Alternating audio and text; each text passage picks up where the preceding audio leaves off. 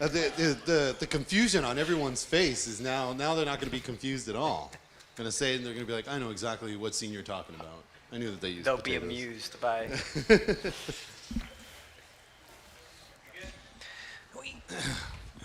Hello, everyone. We ran into a couple of technical issues, but we're back once again here for another Gnomon industry event live at the Dell stage.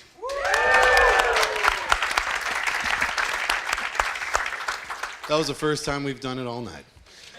If you're looking for closed captionings, please head over to our YouTube and Facebook page. First of all, we would like to thank our sponsors, Dell and NVIDIA. Without them, we wouldn't be able to provide you with such amazing content as you're about to view right now. So, first off, I know that some of you have probably already heard this or maybe know about this, but for those of you at home that don't, potatoes. Now, I know it's strange that I start off a live stream by saying the word potatoes, but I remember a while back I was watching the behind the scenes of Star Wars Episode 4, A New Hope. It's a phenomenal movie. If you haven't gotten a chance to see it, you should definitely watch it. And in that movie, there is a scene where the Millennium Falcon is trying to escape from TIE fighters. And it is just dipping and dodging through all of these meteors. And when you watch the practical effects artists talk about it, they said that some of those meteors weren't even meteors that they designed at all. They were, in fact, potatoes. Now, I've seen that scene many, many times. I've seen that scene in my dreams, and every time I've seen that scene, I've only seen meteors. I've never seen potatoes. And the level of creativity and troubleshooting and ingenuity that it took to do that really, really, really just blew my mind. It was ineffable, and I don't think that there was ever anybody that I would meet that would be able to do anything like that would blow my mind just like that, until I met the three people that we're about to talk to tonight. Now, while the days of potatoes are gone, making memorable moments that amplify stories via breathtaking visuals are not. Fresh off their monumental work, such as Mandalorian and Ahsoka, ladies and gentlemen, for the first time, please help me welcome Narwhal Studios.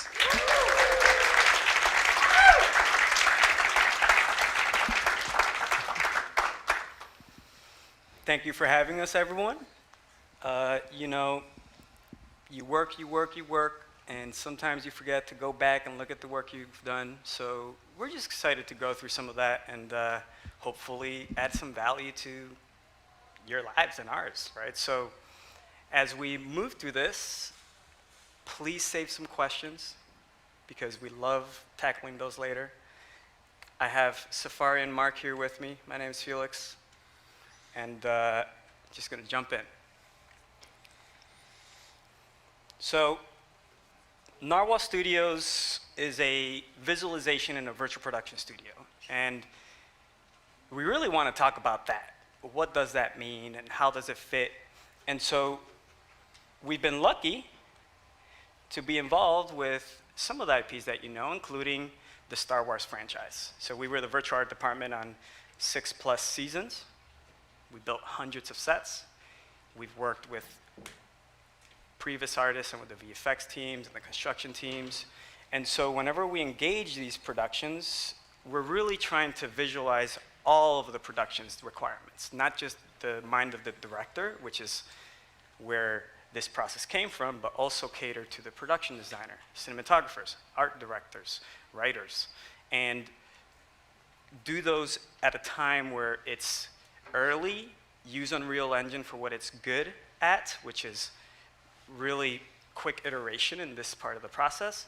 And over time, we started really honing in on more than that. We started looking at how to use Unreal Engine in production. And camera VFX came to be. Then we started looking into how to use Unreal Engine in post. Now we're doing final renders out of Unreal.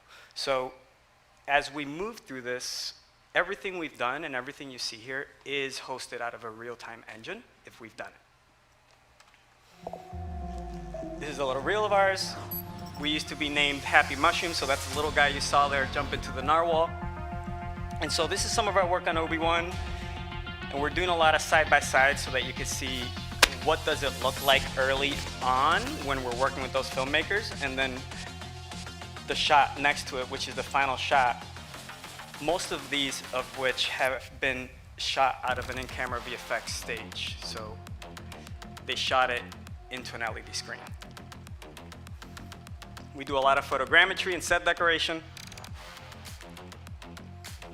A lot of layout, right? A lot of layout. Design and layout both can be synonymous at times. And if you can notice in all of these, the tone is pretty much identical because the DP actually lit these at times months before. This is a test that we did for a masterclass. Here we're showing some of the work from Why Women Kill, where we created what we call a Lego set, and then we composited it. There were two forms of shots out of Unreal that we created. Some of them were rendering directly out of Unreal. Others were rendering out of Arnold and actually composited traditionally. And as you can tell, there's so many sets.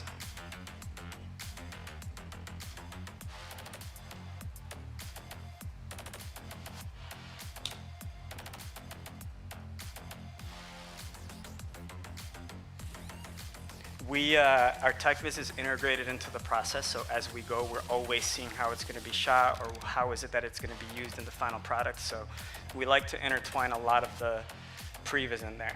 And we host meetings with these groups where they can either use a VR headset or a VCam, like a virtual camera, to be able to engage with the digital media themselves.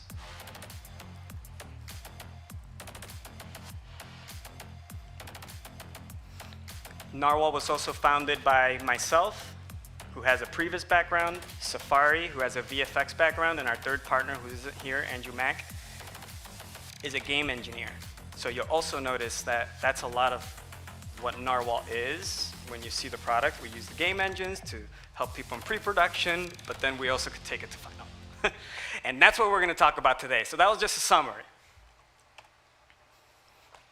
I'm Felix.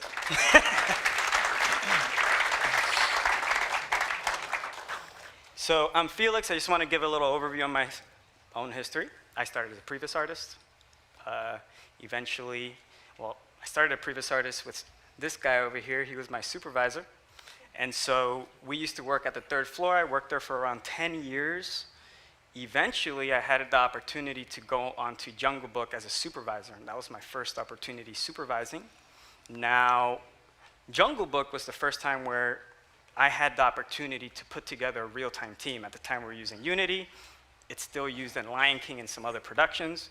But right shortly after Lion King, we formed this company. Now, it took us around 4 years to land on The Mandalorian. So we were already doing visualization out of Unreal for 4 years before we started going photoreal. That was when we went onto The Mandalorian. And so since The Mandalorian, we've done a lot of work from there, right? Since then, we've been able to work on Ant-Man, where I was the virtual production supervisor.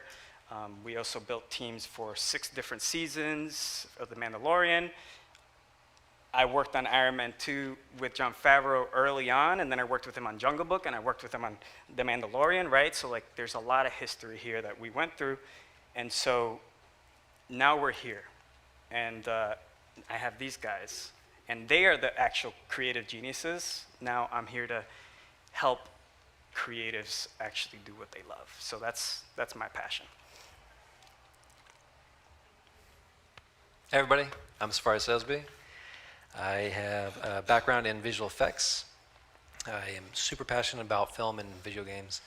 And when I went to college for computer animation, I actually was expecting to go into video games, but a visual effects house snagged me up, Luma Pictures. And so right after graduating Full Sail, I went to Luma Pictures and was there for 7 years. I mostly was focused on photorealistic environments, and I progressed from asset creation to lighting the sets, and then matte paintings, and then compositing. But then towards the end, I got more into creatures and characters. And then the last character being Thanos from the first Guardians of the Galaxy. Huge learning experience for that one. But I was always hearing, at the time I was roommates with Felix. We'd known each other from college. And I'd been hearing about Previs and things that they were doing, and I was really interested in actually the broader strokes of planning a film and actually getting into the rooms with the art departments and the directors and the production designers.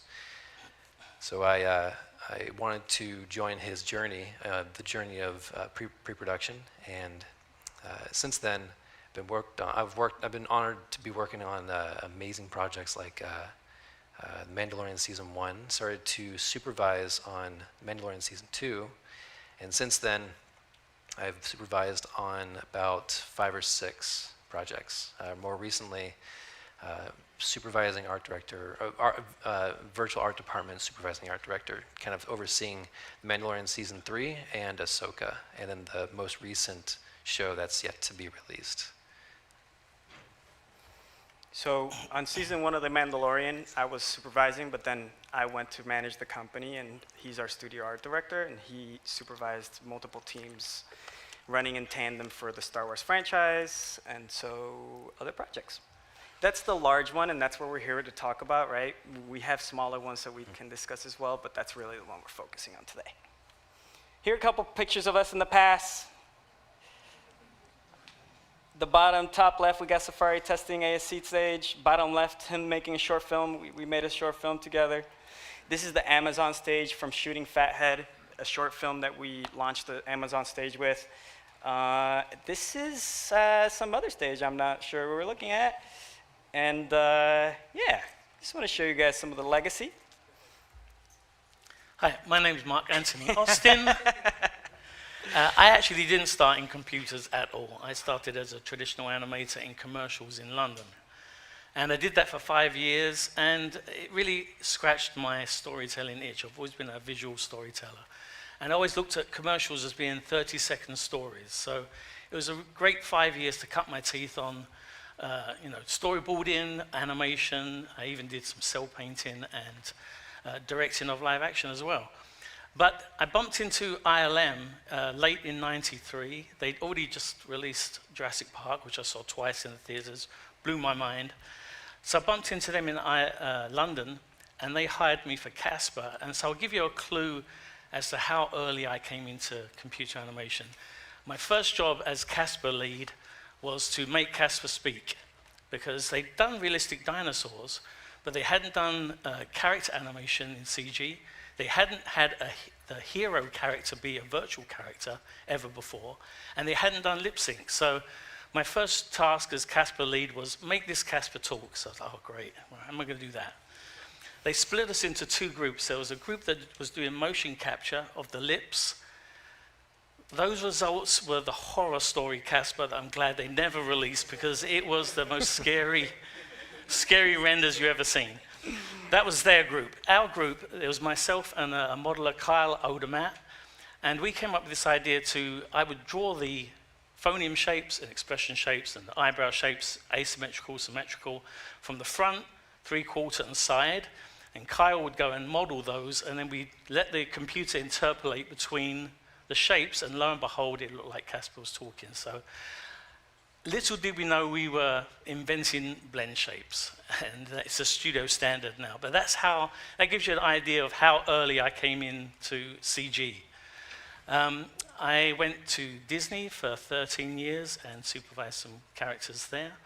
But I met Previs and Felix and the Third Floor in 2009, and I fell in love with Previs. I always look at Previs as, in animation, I was animating my shots, whereas Previs, you're working in sequences. So I moved from individual trees to forests. So I just fell in love with the forest and working on these big chunks of the movie. And here I am with Narwhal Studios, and I'm scratching my storytelling itch with Previs, basically. You can take it.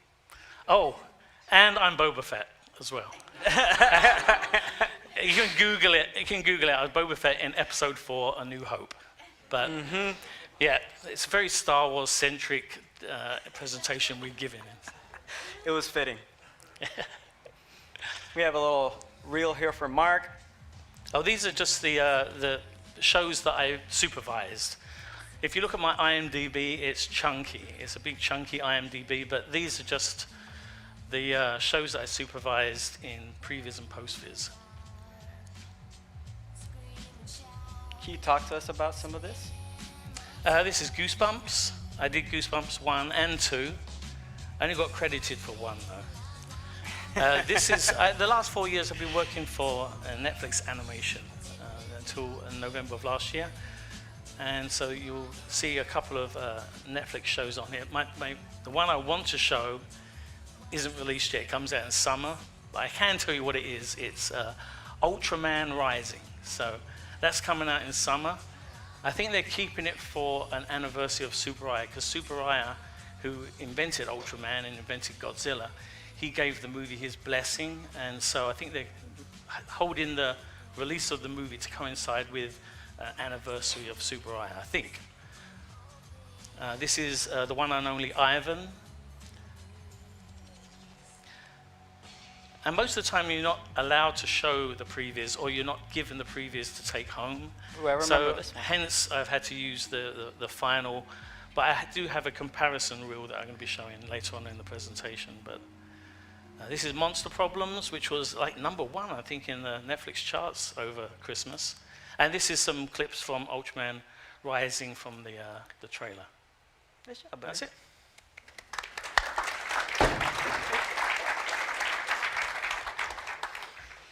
So before we get into the nitty-gritty of things, we just want to talk about what is visualization and virtual production and how do they fit in the filmmaking process. So traditional filmmaking has been pretty similar for the last century. And so I put this up so that we could make a little comparison, but just pretty recently, this process is getting more robust.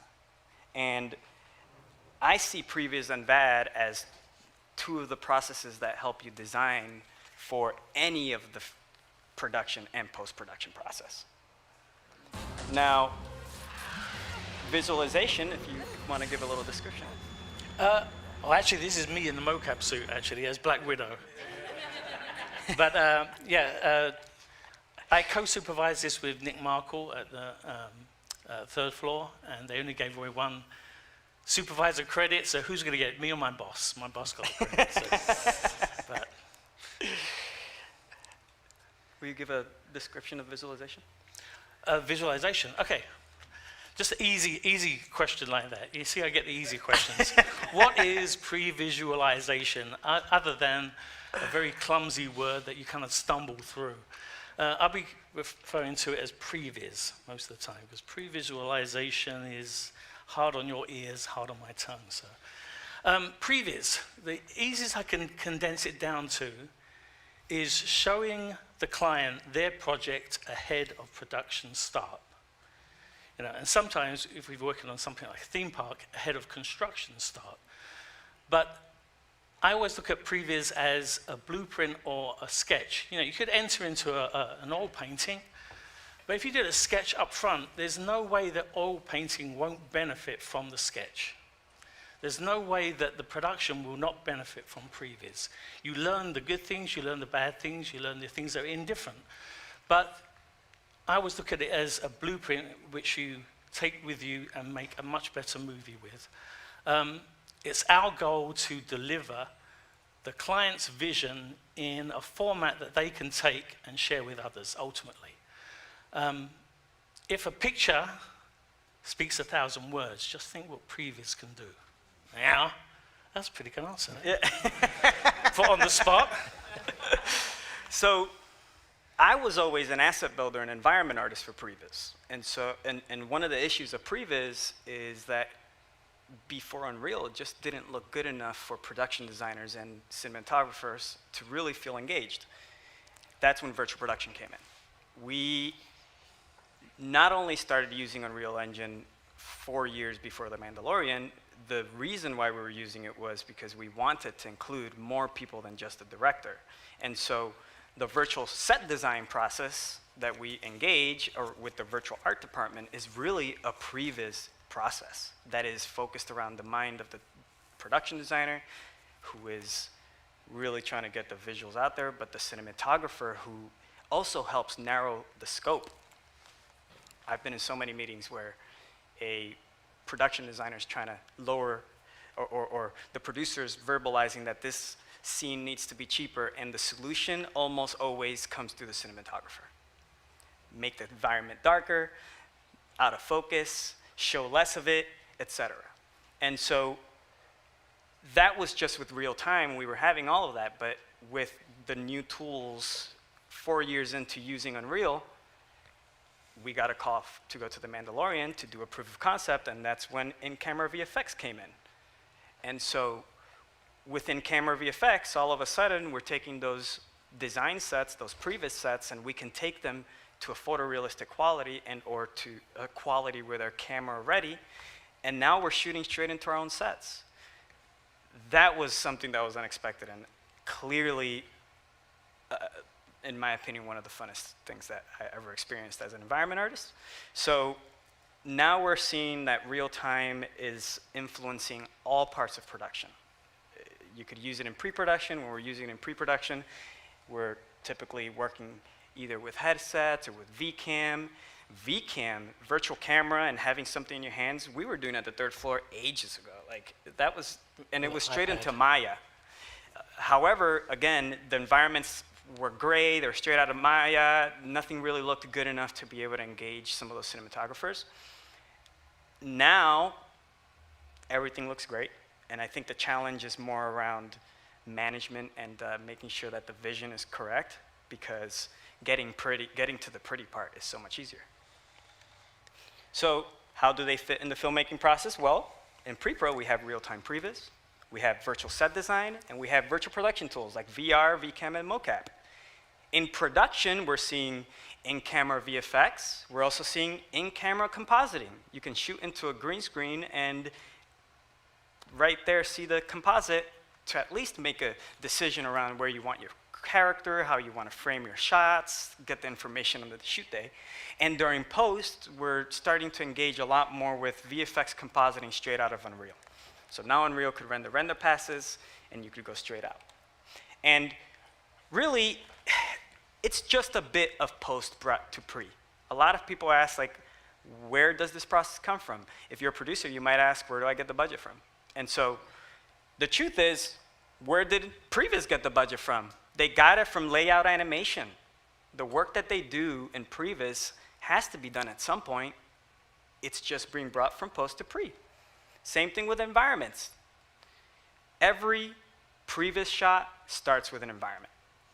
So why not bring more of what's happening in post around the layout, and instead of having that happen later, have your production designer and your art directors engage that and raise the quality of your digital assets, raise the quality of your digital worlds. And then we got final environments from post, a little bit of from the final parts of post, and we brought it to pre. Now, what's super fascinating about this is that with Unreal, you can have an analog team and a digital team running in tandem, which actually has a huge potential to shorten your production schedule. And that's the biggest reason why a lot of the productions that we've mentioned here see such a value here, right? You have your filmmakers involved in setting the foundational assets of your entire product. You have a potential shortened timeline due to having the analog and digital team working in tandem, and the output of what we're doing is visual. So when we're working with these creatives and they're coming up with ideas, we're showing them that live, and you can actually make decisions, because it is really hard for some people to visualize what you're trying to say. Everyone has a different idea in their head anyways. So these are some of the benefits that we've seen are the most impactful with these processes. Now, what is Narwhal Studios' approach, right? Everyone has different ways of doing things, so we want to be clear here, and this is our approach. Maybe other people have different ways of doing it. We're going to show examples of how we've done it, and hopefully it's something that you guys can use as well. So first of all, let's go in. We have virtual production consultation. We often we're seeing, this is a new process. a lot of the questions that we get is like, how much can we do in camera VFX? So we often do a production consultation. You'll actually see here this image this is Andrew Jones, production designer on The Mandalorian. I worked with him on my first movie, Alice in Wonderland, way back in the day. And then this is one of the directors from one of the seasons. You know his name? Rick, I forget his last name. Rick. This image here is an actual model that was printed onto a paper, a top-down of a model in Maya and or Unreal. And those round yellow spheres are locations where the LED screen is intersecting with the environment. So these are shots. Right now, he's pointing at the ship here, right here, that's actually the ship. The camera is gonna be in this area, and everything outside that is not yellow is virtual. So something to note. This is the kind of work that we do when we're consulting. How much of the script are you gonna do? Well, let's just throw it in there and check and like figure out what's gonna go where. Now, we put a little example of the deliverables. We're just gonna move through that. So I wanna pass it off to Safari for the concept development. Thank you. So concept development is very much it's proof of concept. It involves any kind of figuring out the idea of something. And you can either do a really small proof of concept for this stage or something a little bit beefier. It's mostly just to get into the first initial stages of trying to solidify a process. Like for The Mandalorian, we went through a process of kind of figuring out the fidelity that Unreal 4 can hold, how you can actually scan an asset, bring it in, and then light that in a way that's photorealistic. So that's just an example, and we'll show that in a second, a version of that. But the idea is that you want to prove out a process before you start getting into that process. And then what does concept development look like for you, Mark? For Concept development? For pitch viz and stuff like that. I mean, if someone's coming to me for previs, there's only three things I hope they turn up with. One is a storyboard, one is some artwork, and the third is a script. And because I'm trying to create a sequence, and a sequence isn't a standalone, a sequence is a sequence within sequences, just as a shot is a shot within shots. So the script kind of defines the context of that sequence. Is that the question you are sufficient for? The storyboard is great because storyboard not only informs you on the amount of shots, but also the props, the environments, the vehicles, the characters. You can get a good count of everything you need from assets. And artwork is going to just bring you closer to that vision or make your vision or your interpretation of the client's vision more accurate. So those are things I hope for when I have a consultation with the client. So like often when we come onto projects, we don't have those things to launch the virtual set design or to launch the previs, and so that's where we help them with concept art or we help them with storyboards to really flesh out that concept, but we have seen an increase in what Safari was mentioning, which is the proof of concept. The proof of concept is something that we've had to engage because a lot of stories want to use this process, and the most effective way that we have found to use this is to make a shot or you find something in your script to do an example and have your creatives work on it. So we've done that with a lot of projects. And this is one of those examples. This is a replica of one of the proof of concepts we created. This is it's trying to show the fidelity in Unreal Engine 4. This was in 2018. We were trying to show that you can scan physical set dressing and then clean that up, get that optimized, bring that into Unreal, and then with proper lighting and color balance, you can get it to look closer to photorealistic, and definitely something that can be used for a background on ICVFX projects or even non-ICVFX projects. When we started on The Mandalorian, if you can imagine, there wasn't a lot of concept art or storyboards to create. I mean, it's Star Wars. So they had Doug Chang developing a lot of the concept art. However, what they didn't have was understanding how to make Unreal look photoreal.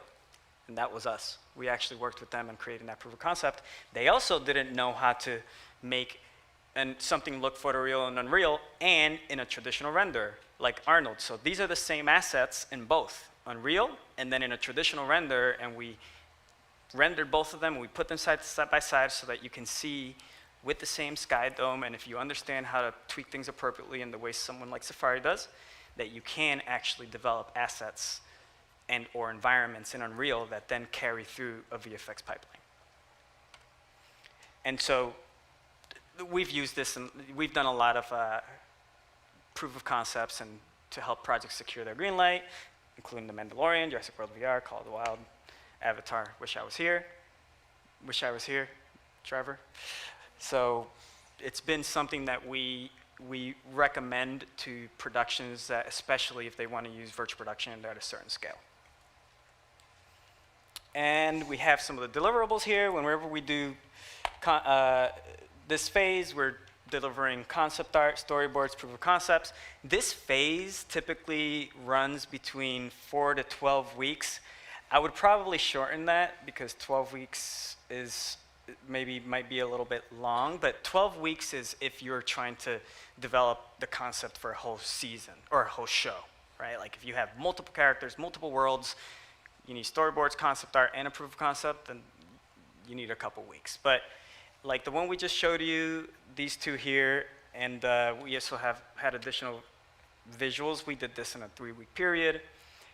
And so it's of course based on what the requirements of the project is, but between 4 to 12 weeks. And so that includes an entire look for the production, or as much as you have requested, and that's that. So we're gonna move into virtual set design. So virtual set design is the building of digital sets in pre-production with the production designer and or VFX supervisor. These virtual sets are we break them into these major buckets. Locations being kind of like the grouping of sets, the sets being the base of the base structure, and then the set variants being lighting variants or set dressing, depends on the scene and action that plays out. So I want to put you all in the mind of a filmmaker, because one thing that we work hard to do is how to communicate this in a way that a filmmaker would. And so I don't know what your background is, so excuse me if I'm maybe over-explaining. There's a process that production designers and movies typically engage with called location scouts. And so as we work through this process, we really wanted to adopt those same words and those same processes. So you'll find that often we're bringing these things up to help verbalize like the film process, but now it's digital. So locations, if you were gonna shoot in example, like on Avengers, they did a location scout to New York.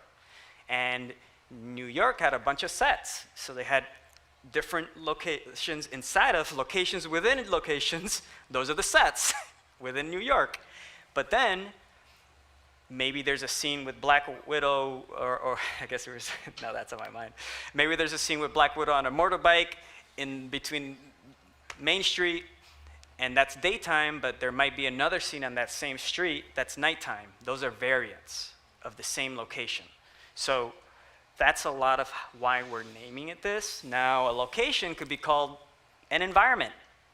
It could be called a real-time set. It could be called, so there's different things that you can call this, but it's all these, I guess what they have in common is that they're Unreal Engine environments.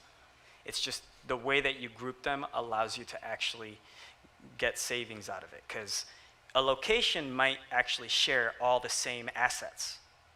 And so you knowing that from the get-go is something that's a smart move, because you're going to be able to, the producer, if you're an artist and you're organizing it like that, the producer's going to love you, because now they know what they're saving, where it's being shared, etc.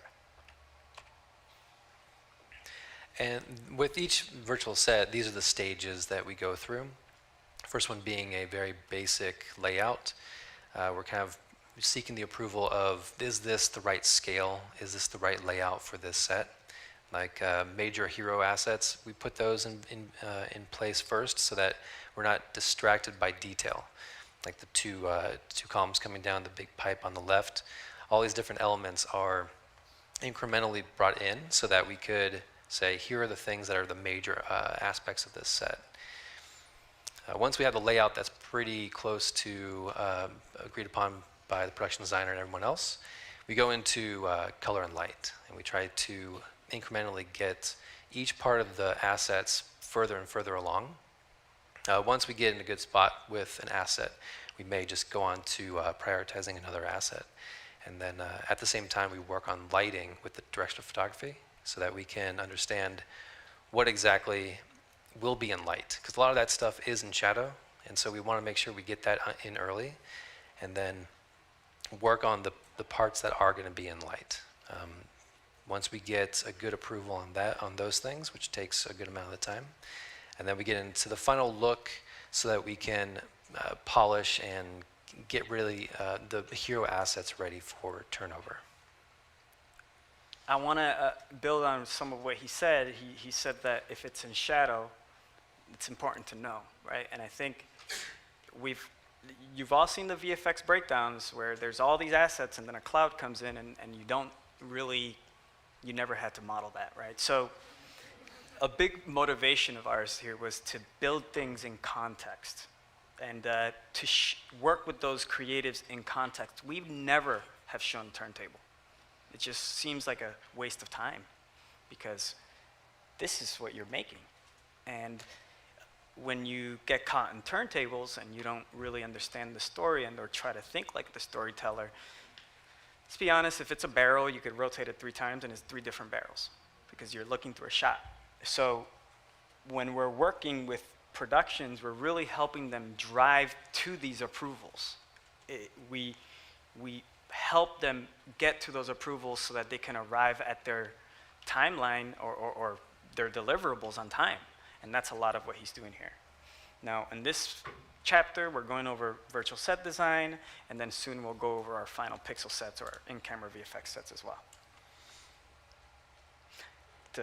Before I move from here, I guess the point is the layout really takes, this is like a week of work, then you get to the color and light, that might be two more weeks, and then you get to get the final pixel, that might be 2 to 10 more weeks, right? The first 2 stages, the previous stages are, but what if you're gonna make a junkyard and there's literally thousands of aliens of assets? That's something that you need to consider.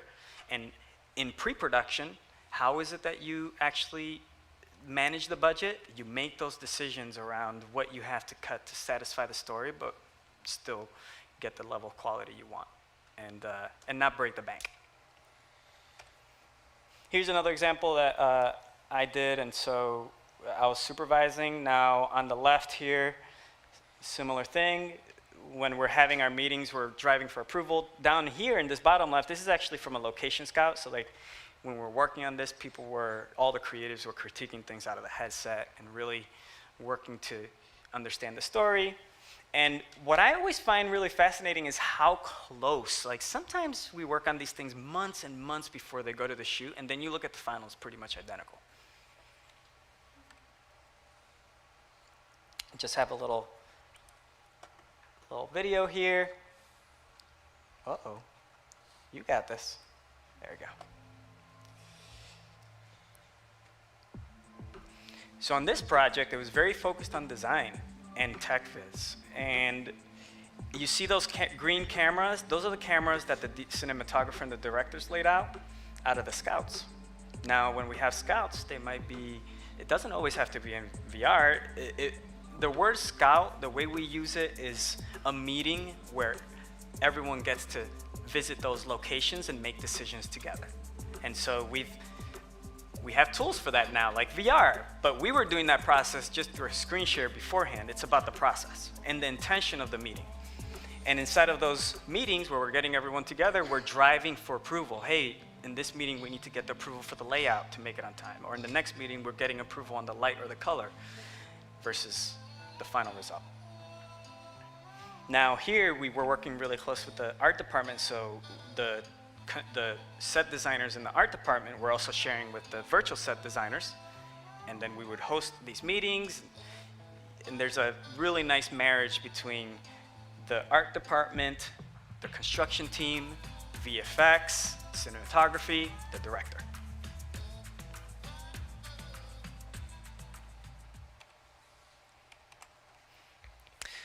And because you're working with the art department at this stage, you have access to incredible people who are just so talented. This is an example of working with a model maker, and Jason Mahakian has been working on Mandalorian Season 1 and all the way through on any project that Andrew Jones has been on.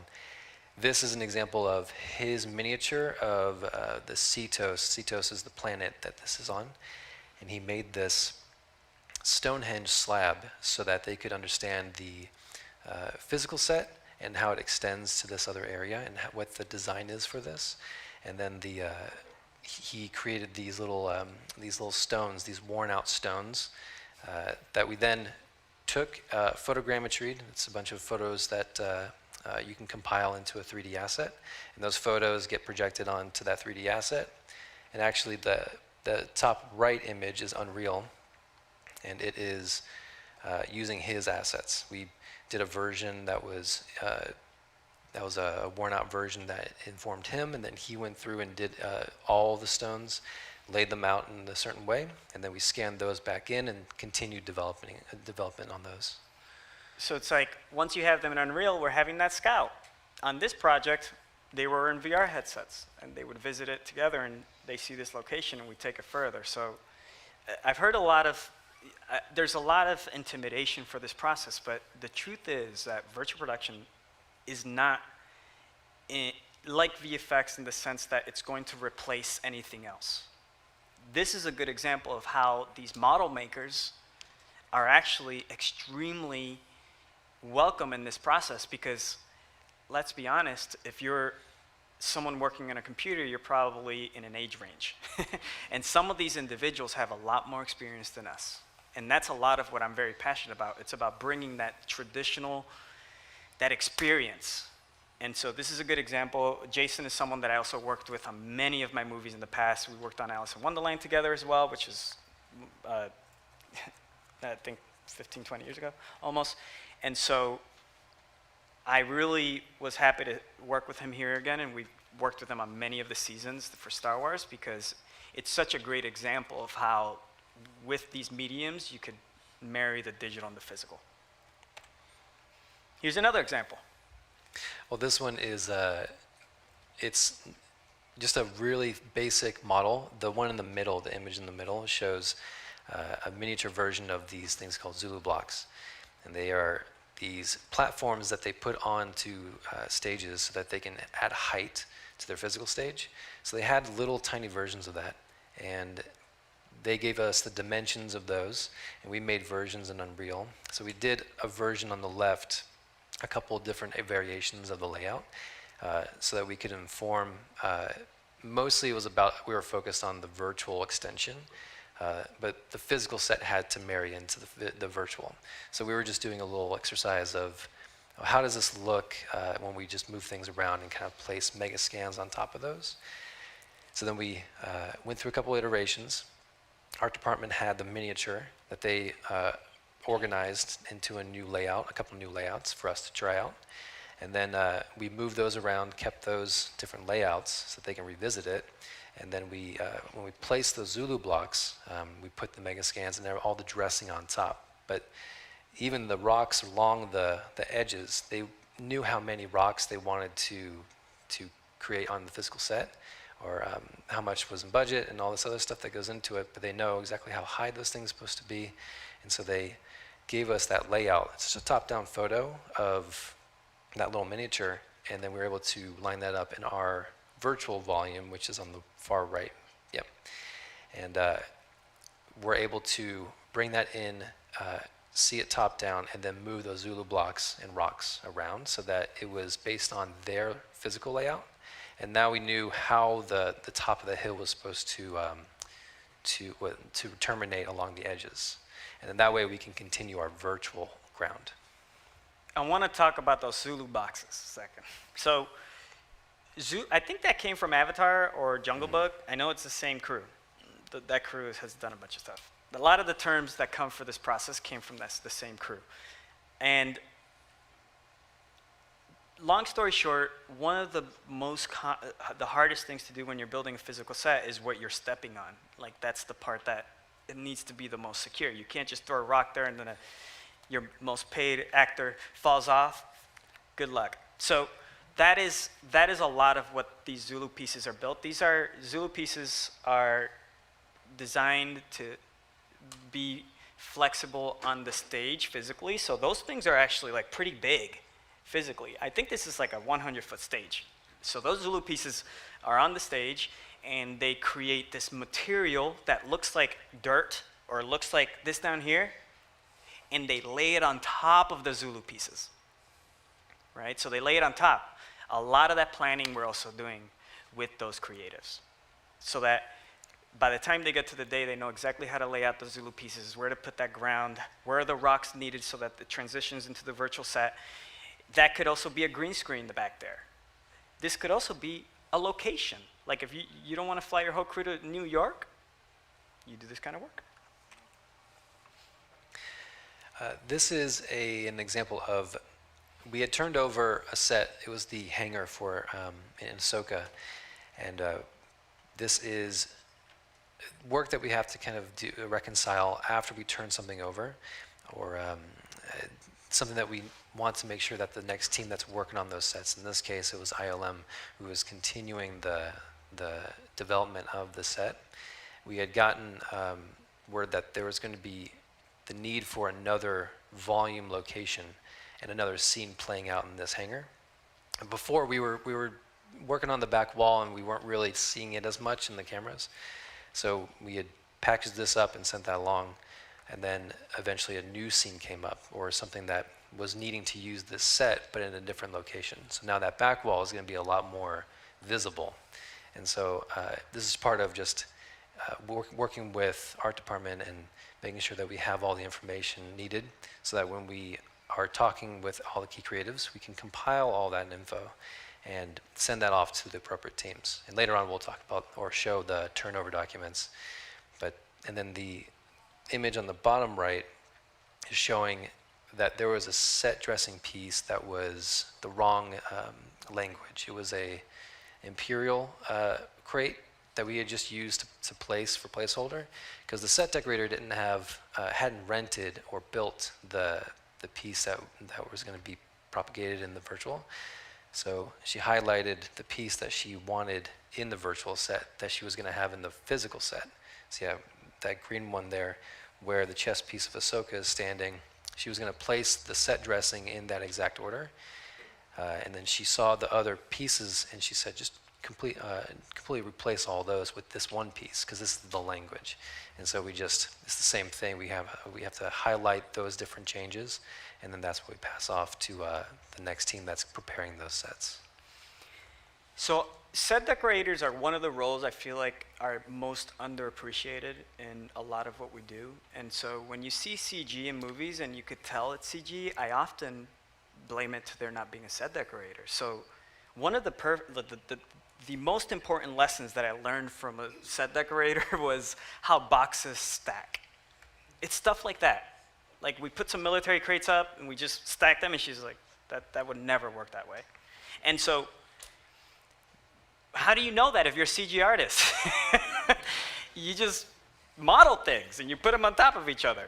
And so this is a good example of like the kind of work that a set decorator brings. Like, they look at things and they go, something doesn't feel right here. That doesn't work like that. And so this is a good example of that. Amanda Serino, by the way, is the set decorator. She's incredible. She's incredible. This is the example of the turnover document. So this is an example for 3 different projects. Can you explain what a turnover document is? Oh yeah, I get a little ahead of myself. So the turnover document for for these virtual sets. We've designed these sets through many weeks, and we compile a bunch of information, and there may be some important things to make sure that the next team working on it understands, or the use case for that virtual set. So it's just a compilation of all the different notes from the key creatives that are available to anybody who wants to understand the use for that set. We've said blueprint a lot of times. In many ways, this is the final product of that blueprint, right? It's you do the work, you work with everyone. The beautiful part is you have everyone together, but like the director's thinking in an animated medium, and there might be some shots. Now, if you're in the art department, this is the language that they speak. Like, I know you know that. They basically build these maps of all the action and where it's going to happen and how, and so again, adopting that process, we came up with our own, and so ours encapsulates the director's vision, the production designers, the set decorators, the VFX supervisors, the writers, and the producers. And so we, a lot of people have asked us, how do you make sure things don't change later, or that the day of the shoot it's going to be okay? This is how they all sign off on this, right? They all sign off on their vision. And then they can trust that the construction team's going to get their vision. Like, we get AAA teams for a reason. That's all of you, right? There's a reason why you came to Gnomon and you're learning all this. So this gets passed off from the design phase, which is the previs, and the design phase with the VAD, gets passed off to the construction team, both the physical construction and the digital construction, because maybe you have some assets in there. You're like, oh no, I want to plus that digital asset, or maybe it's like, the Zulu pieces need to be placed appropriately. VFX teams. For those of you that have worked in VFX like me, like I never knew what the hell happened before. Like, what the hell? What's the story? Why did this decision happen? So these turnover documents at times could be very long and robust, with like reference from like months of working on it, and we make sure that it's consolidated with the creatives so that the next teams can carry on that vision, and those key creatives could be off the project and go do something else and not worry about their vision not carrying through. So we put a lot of work into this one. We've had to build tools to be able to capture all the data, because there's so many, there's camera placements, there's camera stills, there's obviously the sets, there's animation a lot of times.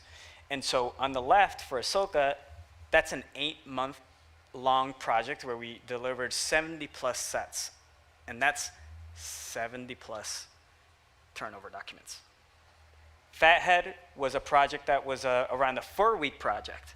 We delivered 3 sets, 3 of those documents. And Treasure Imagination was a 2-week project where we also delivered 4 virtual sets. So just want to show you a range. You could do 2-week projects, you could do 4-week projects, or you could do 8-month projects in this process.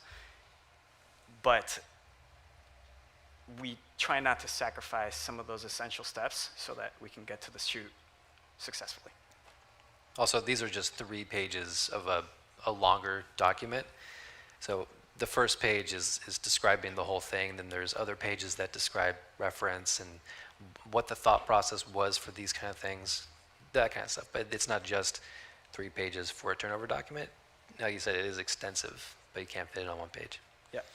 Yeah, and often it's like, if you think about how many key creatives, based on that, the document might get longer, because your cinematographer might have placed all the 200 shots that he wants in the sequence, and so you could have those in there as well. So deliverables during this time.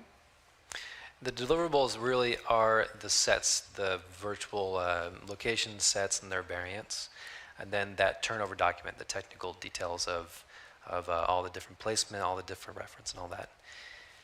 These virtual sets are, depending on the asset library and things that are available, 2 to 5 weeks, typically in the design phase. You can blast through a really decent environment with the proper lighting and the proper layout of all the different things, like set dressing, to the point where everyone's approving it. And really this only takes an art director and some support for the set. So some asset help and lighting and all that. The reason why I think it's important to show some of this, we're trying to demystify this process a little bit. I think it's gotten a little bit complicated when people talk about it. Like people think that, oh, how many team members do you have? Typically it's just Safari and maybe one support artist or two. Now if you go to a project of 8 to 10 months and you have 200 plus sets to deliver, yeah, that's a 15-person team, right? But all of these things really is about a very small core. And then you grow based on the bulk. So this is an example of 3 virtual locations with 6 to 15 virtual sets. That's between 2 to 5 weeks, right? And so that's really what we want to show. There's some caveats attached around wanting reference and strong concept art, and the fact that you're probably going to have to work closely with that production designer, right? That's a big requirement if you want to do this. Or if the production designer is not available, the VFX supervisor or the VFX producer, right? So those are all great, but the way to review, no, this one. okay, I thought you were going back. The virtual sets have to be reviewed in some way, and that's through virtual location scouting, and that is bringing everyone into a room virtually to view the sets and explore them through the camera, the shot camera, or just explore them through some sort of perspective camera just to see the entirety of the set so that they can understand the context. When we engage, so we started doing virtual location scouting, I believe, before anyone else in this process. We did this, if we started the Mandalorian in 2018, we were doing this in 2013, maybe even sooner. And so using it as a pre-production process that can actually help a production designer. And the reason we did it was because in a VFX process, you're mostly doing turntables, and we wanted to bring a process that was familiar, and this was it. Visit the location. Now, the 3 major different ways you can do that is through the 2 remote or on location. You can do it through virtual reality, which is the best way to view these sets. Spatially, it's different than seeing it on a monitor. Especially if you're a production designer. Yeah, huge benefit. On the first 2 seasons of The Mandalorian, when we were in office, the DP would bring up his team, the production designer would bring in Green's department, and anyone else that would that had a question about the set, he would bring them into the session, into a VR session, and just explore it. And just to have them look around, it was so engaging, and they were able to understand what they were talking about. They can continue the conversation there.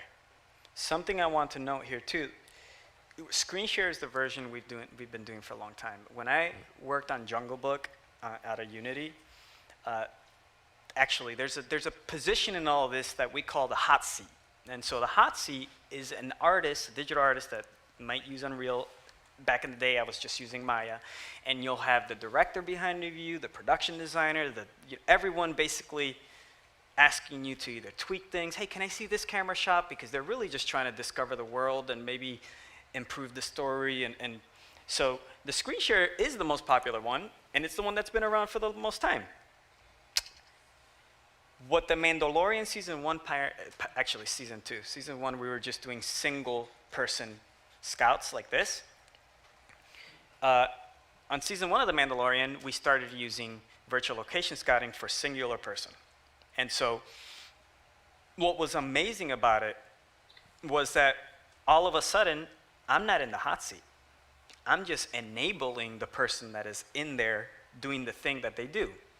And so that all of a sudden gave us the speed of you're getting twice the amount of speed there, because I can work on my computer and do things, and you can work on your computer and do things as well. Production designer who's never really used anything digital, right? So all of a sudden they can engage the medium. Fast forward to season 2, that's the middle one. And so I guess actually these Lion King right there. This is from Yeah. Lion King. Cool. So this is from Lion King, but we actually did a process like this that was from The Mandalorian out of Unreal. On Lion King, they're using Unity. Fast forward to this process. you're all of a sudden you have all, let's say, you have 3 people there, that's 3 times the amount of data and information, and they get to talk to each other and see each other, and literally you're there just facilitating and getting notes. And so the one that it's turned into now, it's remote. Now we ship computers to people, and you all just meet in the cloud, and we get to facilitate. So it's really evolved from this art form where one person is a bottleneck, right? Like if I'm on Jungle Book, I'm a bottleneck. There's 5 people, the cinematographer's like, go to that other one. This person's like, oh, not yet, I'm still trying. They don't have to do that anymore. In this new process, they're all talking to each other. Hey, can I show you this? They go, they sit behind the director, they put a camera down, the director might draw where the person's at. Like it's a completely different way of working when it comes to the process. And there's a misconception that in-camera VFX and the LED screen makes cheaper. This is the process that makes it cheaper, because they get to now decide what goes to Previs, what goes to VFX, what's hard, what is it that they don't understand. I mean, they've been doing this for a long time, and if they understand, they don't need to, like if they tell you they understand and they understand seeing how they're gonna get it, most likely they do, right? And if they don't, the visual is gonna help them understand how. So this process really, the way that I've seen it evolve and the way I see them engage is what I attribute to those savings that you guys are seeing people talking about out there around this process. Now, fast forward to entering in-camera VFX, now you have added savings, right? Because all of a sudden you could get minutes out of some of these sets, and we're gonna go into that later.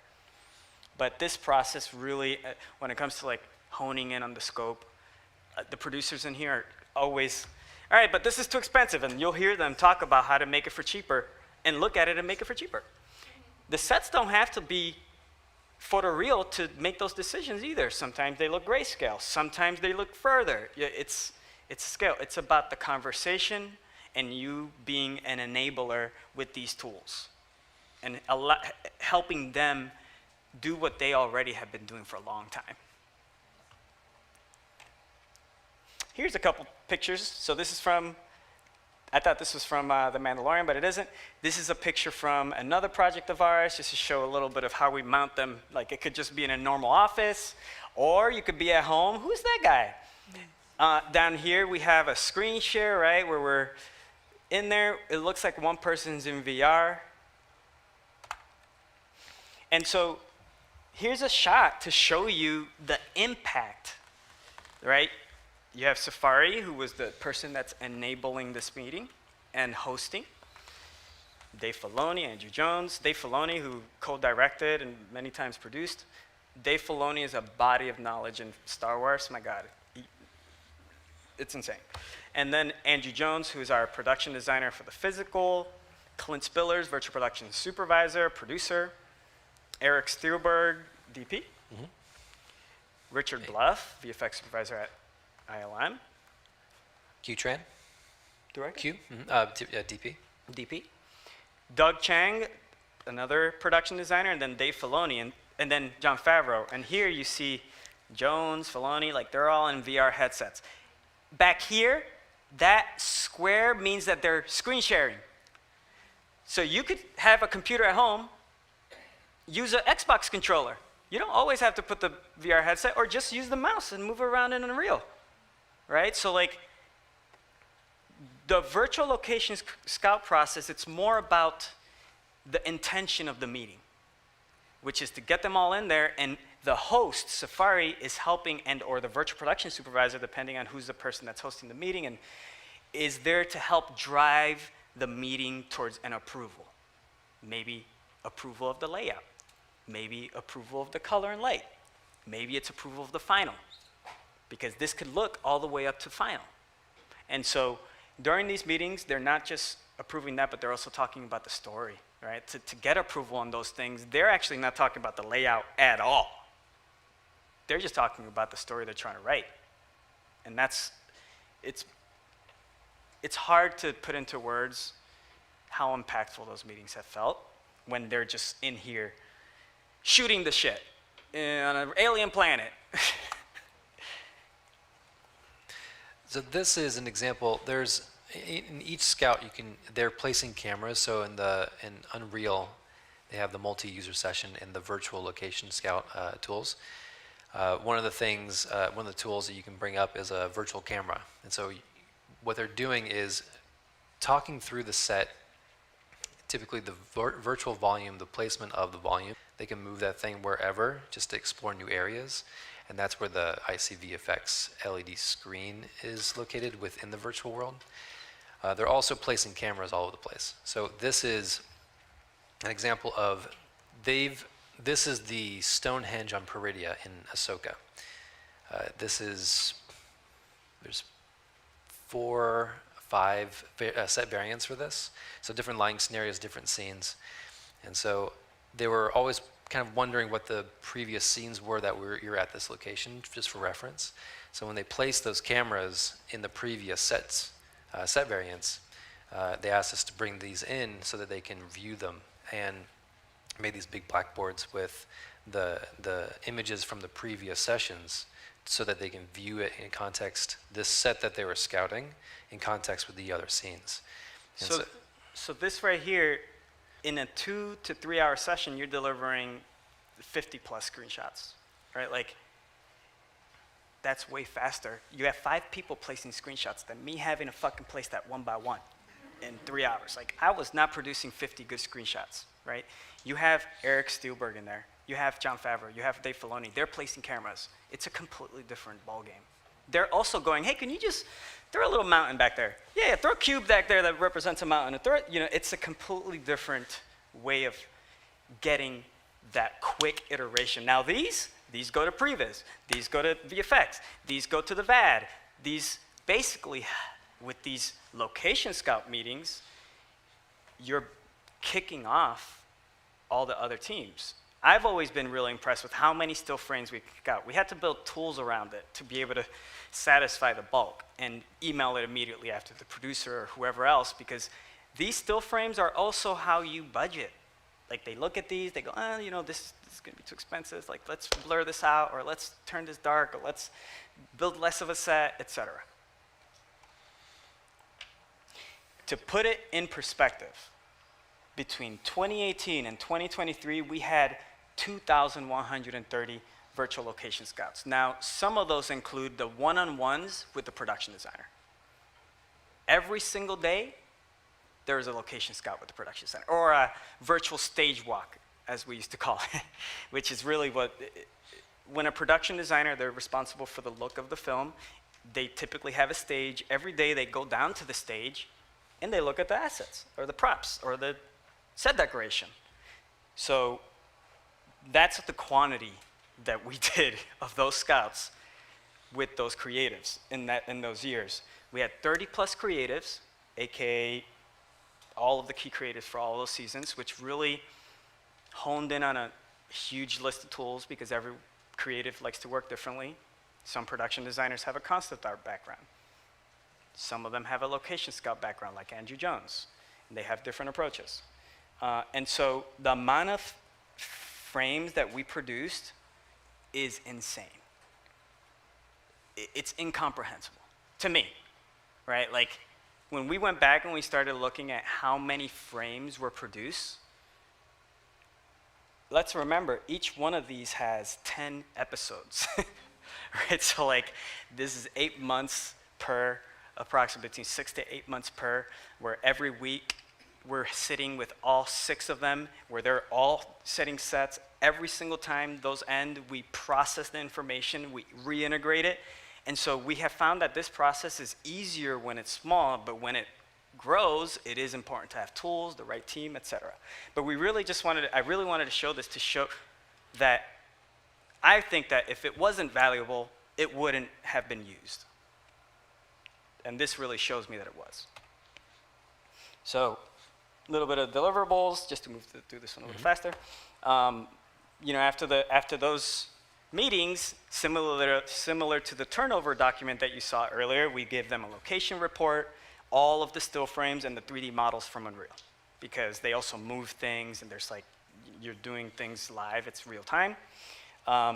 in a timeline of 2 to 5 weeks. It says here we're having between 1 to 3 hour scout sessions to run a scout, that art director, 1 environment artist, 1 tech artist.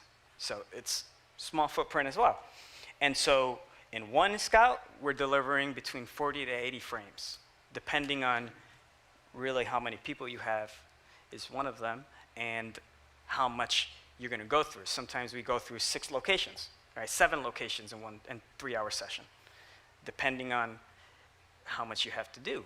And so that's a lot of what we're driving. If you're trying to get to a shoot on time, or even if it's not using in-camera VFX, we're driving towards those approvals so that you can actually get there on time. Previs. Well, I've already spoken about what Previs is. I think we want to talk about the schedule of how long it takes to do Previs. Hey, how about this image here? Sorry? Oh, the image.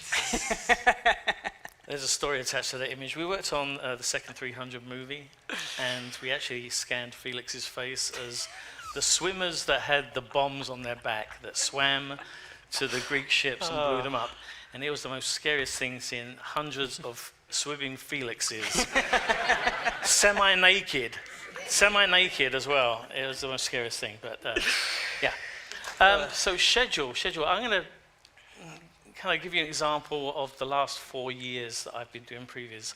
The last 4 years I've been doing Previs pandemic, so I've been working solo at home. And so upon being delivered the storyboard and talking to the director, and I guess upon receiving the assets, I can't do any Previs without a set or characters or props.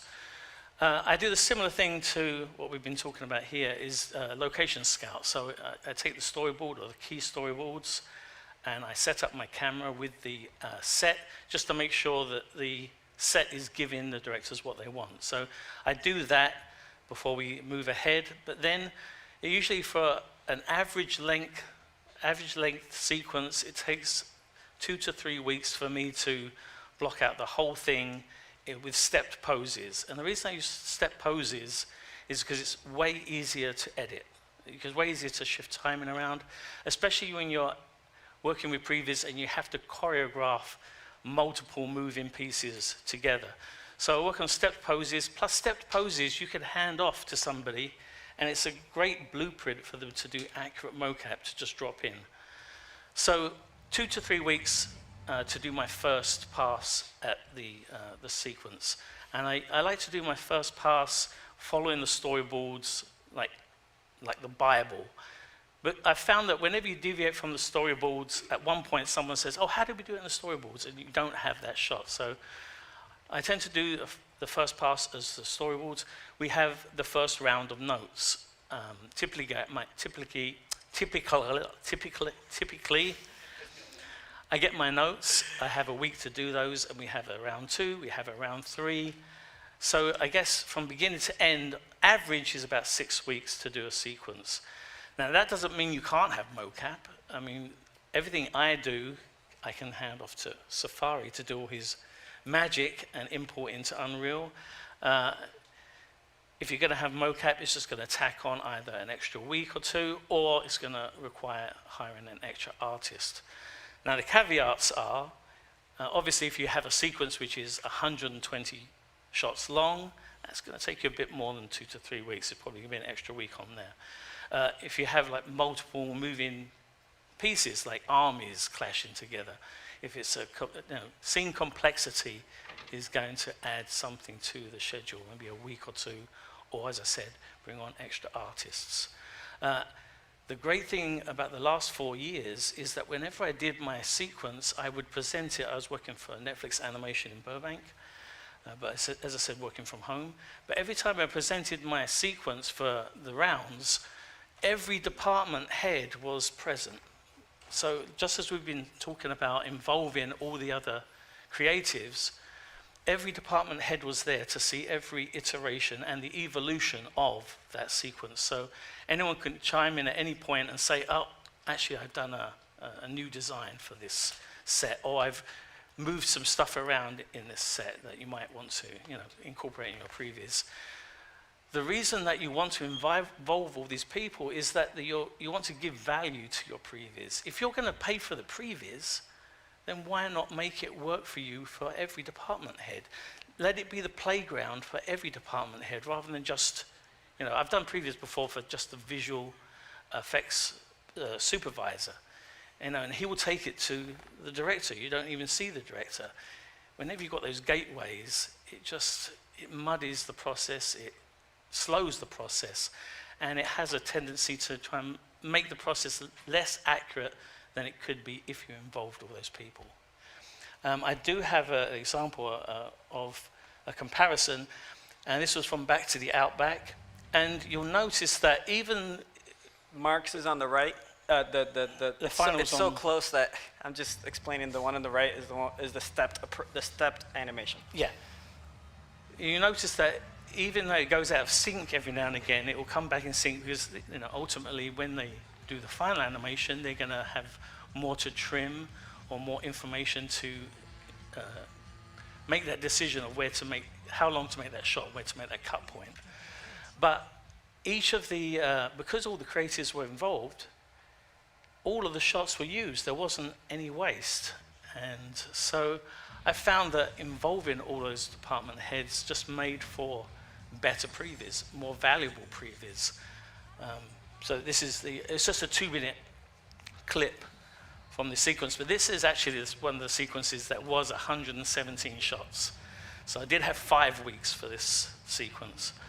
And also set it up so that everything was moving upon a single device. I set this device to attach everything to it, all the cameras, all the characters, all the vehicles.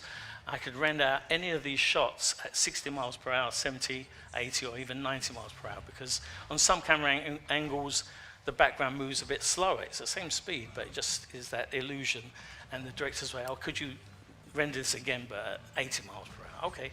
So I just changed my controller knoll to 80 miles an hour, rendered that shot, and there it was. But I set everything up so that it could be shot at whatever speed the directors decided they wanted to render at.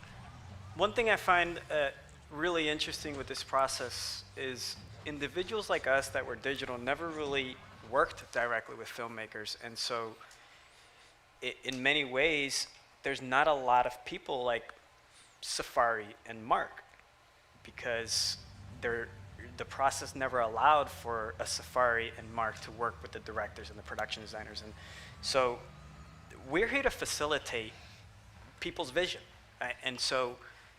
But we're here to offer solutions. Mark, in many ways, thinks like a director and a writer. He also edits these. He's building the sequence. He's not in isolation, he's just building the shot. And the environment, that environment wasn't created by Safari, but in many ways, we're working with the art director, with the production designers, and we're facilitating their vision as well, so that it ends up at something that looks like what they want.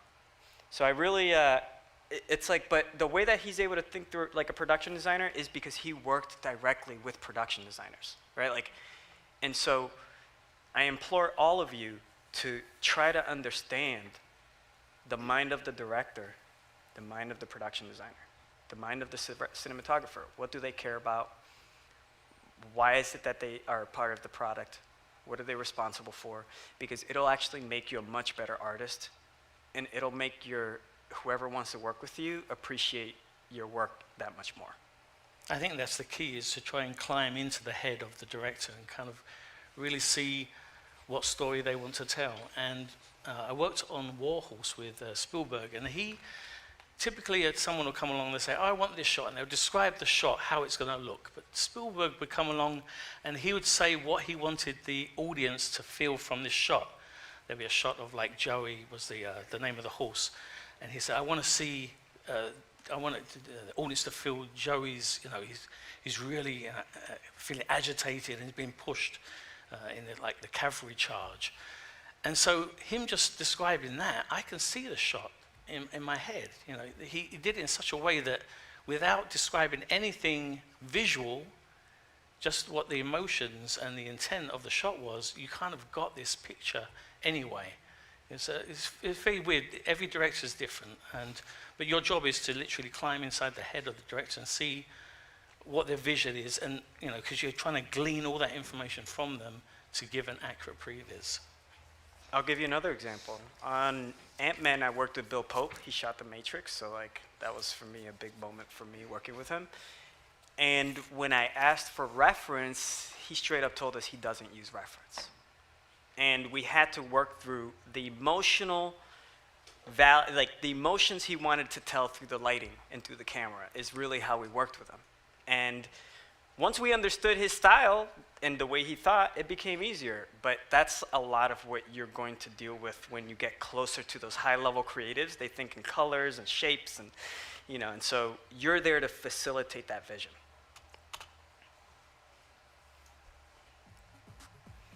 Performance capture is.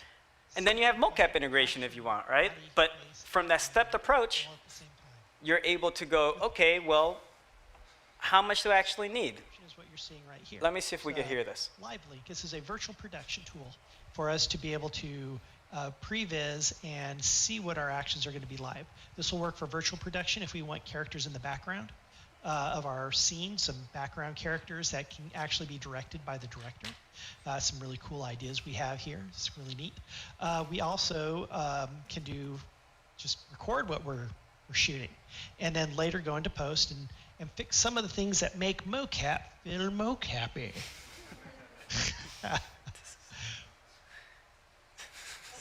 But yes, the way that we do this is we actually...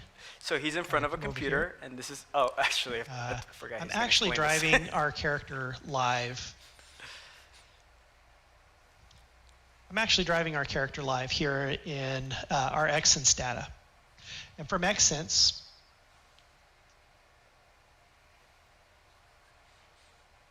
I'm retargeting live inside of Motion Builder. Inside of Motion Builder, I'm then using Live Link to spit it out to game. And you can't see it, but I have an iPhone sitting right in front of my face where I'm able to actually capture my face. There you have it. Our motion capture pipeline in a nutshell. Of course, it's actually a lot more complex than kind of what I'm describing here. There's a lot of intricacies that I just haven't talked about because this is a short video.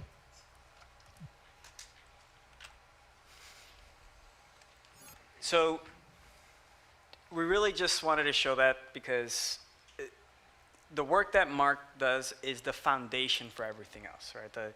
You could really easily, after the stepped approach, go and expand it with mocap, or you can start with mocap if you want. But we're really honing in on that story, right? So whatever the best approach for that is.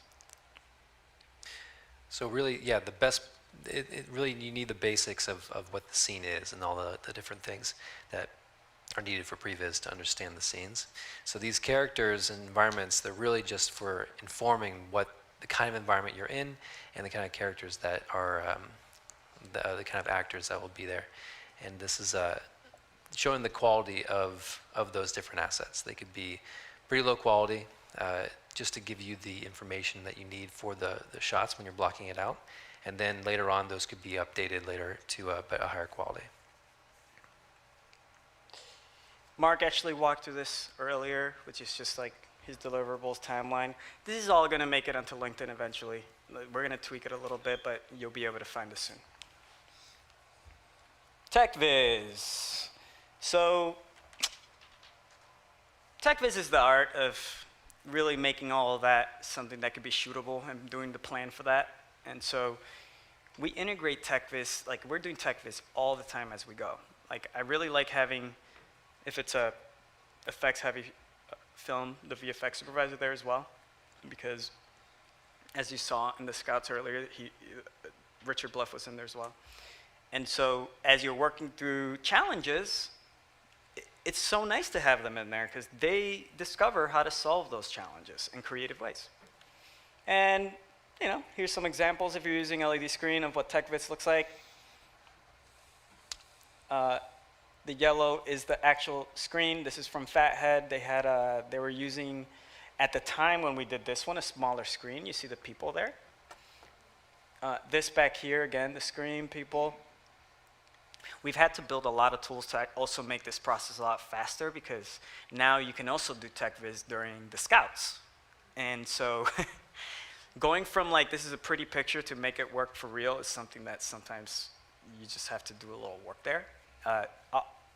And it's an embodiment of both of their work, right? Like you have the cameras sometimes and the animations from Mark, and then you have the environments and the set decoration from Safari, and then all that turns into a turnover document. It's just showing a little bit of the work.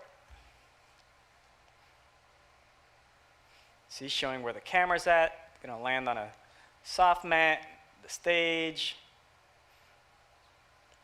Earlier we mentioned some of the material that's included in those turnovers. We would send them this, we would send them the different aspects that are needed.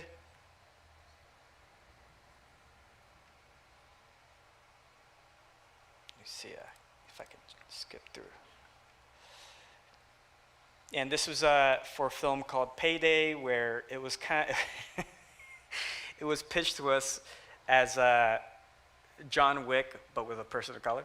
So like, there's this. Don't be afraid by this image. We actually got a mega grant to build all this material, and we built all the sets, but then the film didn't come to fruition. So now we're using the mega grant to educate, and the mega grant to show the work that we did.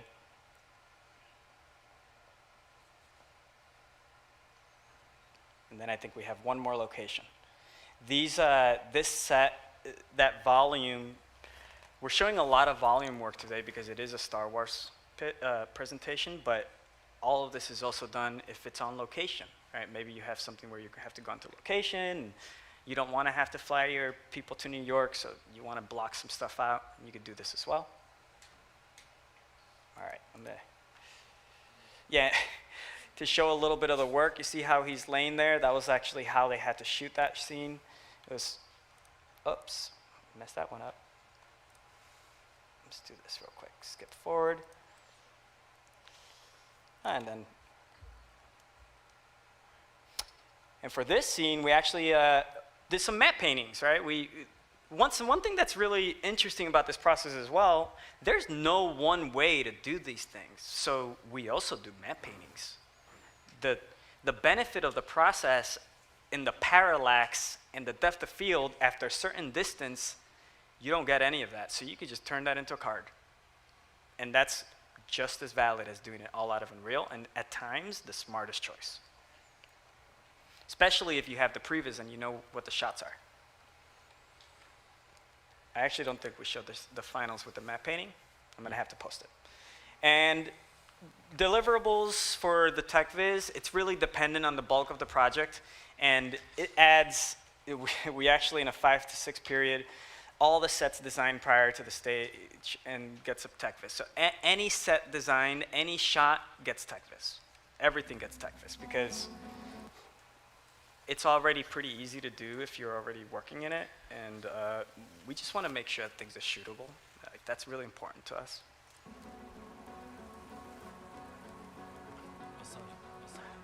So this includes, this Ahsoka breakdown, this is one of the latest videos that we've created, includes both camera-ready in-camera VFX sets that were created between 4 to 9 weeks in a time period.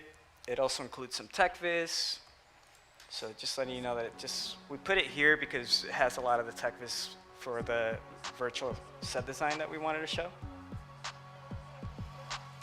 But on the left, you'll see these are Unreal Engine environments, and on the right, you have the final shots. And Safari told me a funny story in this one. Ooh, did I? He said a lot of this actually was built out of submarine parts. We use submarine factories for the reference for that place. And one of the things, the smaller structures that hold up the cylinders or the engines, that's straight from a submarine factory. They're scattered off somewhere. No, that's a bigger one. They're actually smaller than that. So you never know where you're going to find inspiration. A lot of submarine parts. for spaceships. This one also went through a lot of iterations. So by the way, like, I do a lot of interviews of Safari to understand the value of this and just really want to know, okay, how much did he do here? And so some of what he explained with that one is it went through a lot of iterations where there are multiple, like huge, small, like they really, when you're scouting, they could just have fun and really explore what it is they want to make. So sometimes these sets start really huge and then they shrink down to like just a couple people, especially when the construction is complicated and expensive. Construction teams in the art department are the guys or the people, female, males, they, them, that build the set decoration and or the props. So that's really what they call the construction team or the construction stage of the art department. We adopted that word for the digital construction. So once we do the designs of these, they enter typically a construction stage if needed, because if you have the assets already, like a lot of these warehouses for these productions do have them, you build your warehouse, especially on an episodic thing, I mean, you're producing extremely high-level visuals almost instantaneously. And it's very similar to the mentality of having a warehouse of props or a warehouse of set decoration.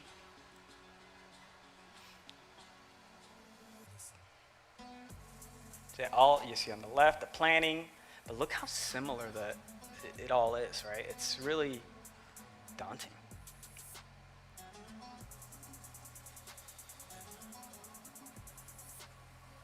So we're definitely proud of the fact that even if we have to pass them off to another team, we're seeing the results of having those decisions made. Happy Mushroom jumping into the narwhal. Now with ICVFX stands for in-camera VFX, and all those virtual sets that we've been planning in the design phase eventually get to this point, or you can not, yeah, like Felix said, you don't have to use those sets for just ICVFX. The sets that are designed, they can get to the point where they can be used in ICVFX on the screens, and we've had a few projects that have done that. We get to the point where we texture it, we light it, they like it, we put it on the screens for review, because you have to go through that process. You have to review it on the screens to make sure that it's actually looking the way that they hope it would look through the lens. And so once they see that, they can start to, and this would be out throughout the process in the design phase, they can see that in context of the shot with an actor in front of the camera, that it's actually working well, and maybe don't spend so much time on these assets or this thing. They can actually kind of hone in the budget and the asset like development. So like in-camera VFX is also, we've seen called Final Pixel. There's a lot of, virtual production is also called digital production, real-time production. Like it's so new that there's just a bunch of words for all of this, so we're trying to boil it down. Virtual set design, like he said, can be used with in-camera VFX or without. In-camera VFX, virtual sets, we typically say instead of saying final pixel sets, because final has the word final pixel, already entails a little bit different than what we're trying to say. We call them, and this is the team that we worked with on The Mandalorian, they call it camera-ready sets. The reason we call them camera-ready sets is because, like he said, you're testing those sets on a stage to see how much further you need to take them. And often, almost every single time when you look at them in Unreal, if you were just doing a turntable or working traditionally, you're gonna wanna take it further. There's so much that gets warped and looks real when the ground comes in and you're looking at it through the lens, or if you're just looking into the LED, things really look different. So we do a lot of testing within, if we're on an in-camera VFX project, we do a lot of testing. We might test it within week 2 if it's the color and light, because maybe you just have to take it to color and light. There's been a lot of sets where we just, week 2, week 3, they're ready. But maybe they don't. Maybe they need a construction stage because they have a bunch of assets, right? So it really is important for us to also, I think I've said important for us maybe 1,000 times, to also look at things in context and continue looking at things in context. And so this is another one of those that when we're working on these shows, we're always trying to look at them in context because we want to reduce waste.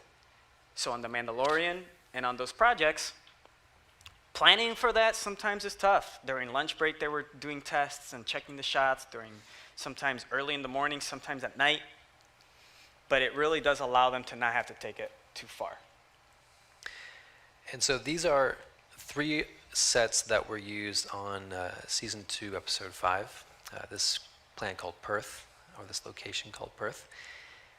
These are using pretty similar assets that are shared, except for the Magistrate's Courtyard. It doesn't use burnt trees. But the first and last, the Mando Landing and Dry Riverbed, they use a lot of the same assets. So like charred ground, charred trees. We had to make sure that it wasn't the exact same environment. So we ended up getting some more witchy-looking trees in the Dry Riverbed. And then with the Magistrate's Courtyard, it's a completely different build. But with these sets, we spent a lot of time with understanding what the intent for that scene was, or those scenes. And we planned a lot with the DP to make sure that we understood the directions to work on. And with the Magistrate Courtyard, he specifically had an idea, him and Filoni talked about it, of one angle, or always working towards one direction. And so we never concentrated on the right side of the set. We always concentrated on the left side. And a lot of the elements in that, all of the assets, they look similar since we spent a lot of time with the production designer and the DP to make sure that we are working on the right things. And so we, in the next slide, you'll see that there's a little bit of a comparison of like it's a small there are other things that are similar, like the chunk of branches on the ground. This is I don't know if you can even see this, but the top of that tree has a little divot. And then in another shot, the similar silhouette of another trunk. And so since we spent a lot of time with production designer DP to make sure we were understanding the kind of assets that they were going to have on the physical set and the ones that he was always seeing in his head, and then the DP with the lighting, even though they ended up shifting it a little bit more blue for this scene, it's all very similar. And it's great to see, even though another team went and reconstructed it and relit it and prepped it for the LED screens, the similarities are there. And it's great to make sure that we have that end result look so good, and make sure that everyone understands what it's going to look like. We spent a lot of time with making sure that everyone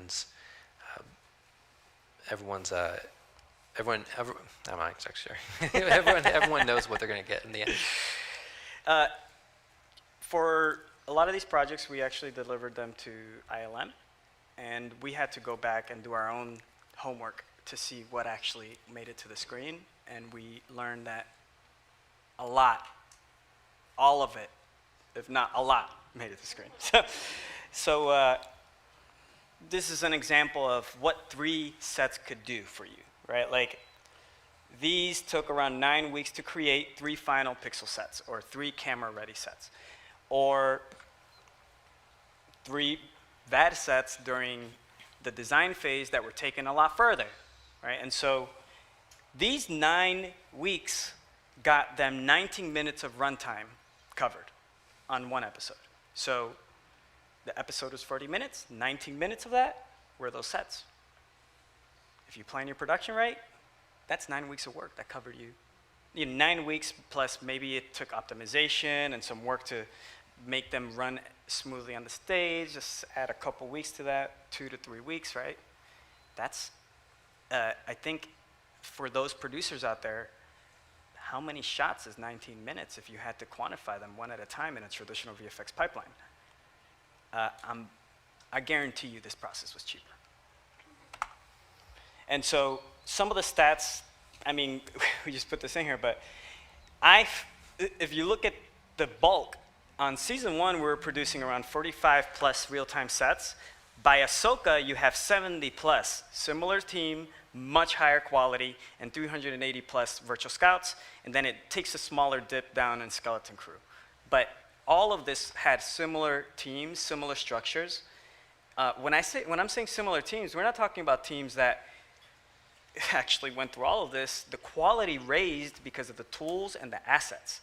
But we actually had to swap out a lot of the artists for students and or artists that were at frankly, the budget that they had, and then we would grab some of those trained artists and we would take them to other projects that were at the level that they can do, right? Because there's different roles on a project. On these, we had around 16 artists, and so you have the asset builders who are building those assets or constructing those designs, right?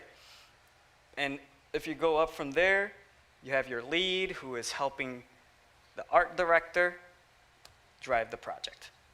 So this is just an example of, we actually gave some of this data all summed up. This actually doesn't have one of the key ones, which is the virtual stage walks, because those happen every day. On Mandalorian, the art directors and the production designer, pretty much every day they would jump in there and really just, hey, let's look at the set. That is something that it can be daunting probably in VFX, because rendering something could take a long time, but everything's lit, everything's real time, and it gives you a different process. Really wanted to show, we've talked a lot about it's more singular.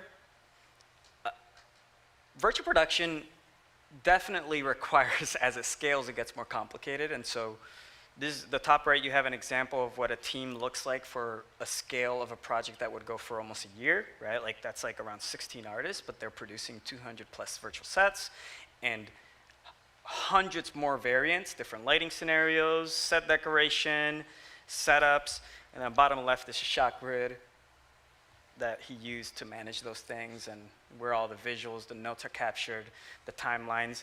You see here, there's like different stages. That's 6 weeks, Safari? This right here? Probably more like close to 7. 7 weeks, so there you go.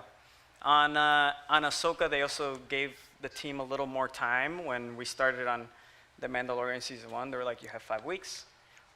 We showed them how the quality of work we could do in that time, we did it. Ahsoka, the quality was a lot higher, and they gave them a week or 2 longer, but because they also had because they had that time, and then we also had tools to make things easier to import and get everything appropriately, it just made everything faster and easier. And so we have a timeline here. You know, the truth of with this one, it's an art director, virtual set support, and tech support. The amount of time that it takes to create or take these further, could be just optimization, like if you're going to get it on the stage, LED screen stage, or even for a final VFX shot, because we're actually doing that even on a very large project right now where we're making these backgrounds for the traditional VFX workflow. 1 to 10 weeks is what it could run you to take those to that final quality. And what is it that's happening in those 1 to 10 weeks? Construction. Like the design's are already done, you already know what everyone wants. How much further do you need to take it to get that shot? Maybe there's fluids. Maybe there's a river. These are the things that take 10 weeks. Maybe there's a junkyard, and it's all alien parts that are recognizable in some form or fashion. So you need to go and meticulously model all those things. And so when I was supervising Mandalorian Season 1, we had a design team of around 6 people. And then we had a construction team of around 6 people. And so the design team, with the modern tools, while you're designing, everything goes up to the cloud. The team that's making the props, they can see things in context if they have the right permission to see it. But you can also just have it where when they update, your props update in all your scenes. Let's say you had a barrel, you're using a temporary one, you put it all over. The moment that asset is updated, it updates everywhere. And that is how you see things in context. You have multiple teams running in tandem, the layout team building layout, the asset builders or the construction team building the construction, etc., and they all meet at the same time. Here's a little consolidation of everything but these two. So it has Mandalorian Season 1, 2, 3, Obi-Wan, and Boba Fett. Can you talk, what are the names of these sets? Can you talk to the This names? is Mandalore. These is the mines. This is Ringworld Meat something. I don't know what this city is called. That's the Magistrate's Courtyard. That's our one of this season 1 set. That was actually one of the tougher ones. Yeah, to get so- those sculpts actually right. Yeah. The rock walls that are coming over. Andrew Jones was very particular about those. Back to Perth in the driver bed. So to the left, you can see whenever we're doing the left and right, the one on the left is the version that we were designing, and then the right is the final shot. I mean, look at this, right? Like, this is so close. Yeah, that one was, we had made it a certain way in season 1. The walls were textured a certain way and everything was laid out a certain way. And we ended up bringing that back. Andrew Jones wanted they're starting to, they wanted to get that same asset. He liked the certain feel for the dirt collection. So we brought that back in season 3, and that's what this one is. Did you guys have to tweak it? We tweaked some of the textures that were on the assets, like the set dressing, Nice. and then relit the place. Obi-Wan. You see, that one worked out great. They made the screen the wall. Easy. I mean, you know, he showed you this example earlier, and he was showing in 3 phases. He actually, I don't remember seeing this one this far, but you can see where these shots came from.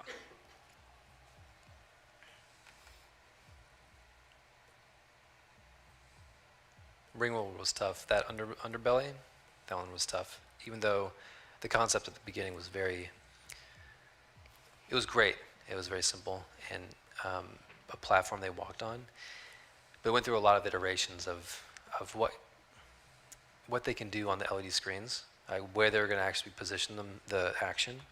So it went through 4 major revamps. For this one? That one right there, yeah. Nice. Oops, let's do this. All right. And, I'm just going to end it with, this is really, if you were going to look at us in a nutshell, the part that we didn't go into is our game development brain. We just put a game together recently. We have a lot of stuff there. And so I'll end it with this page and open it to Q&A. Thank you, guys.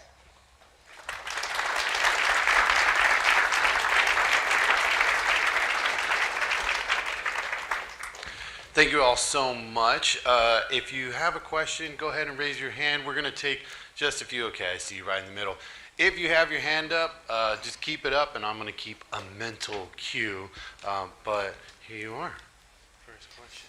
Great panel, thanks. How much of this is, I guess, systemized, or like when you're doing this for Mandalorian, we're figuring it out all from scratch, it sounds like.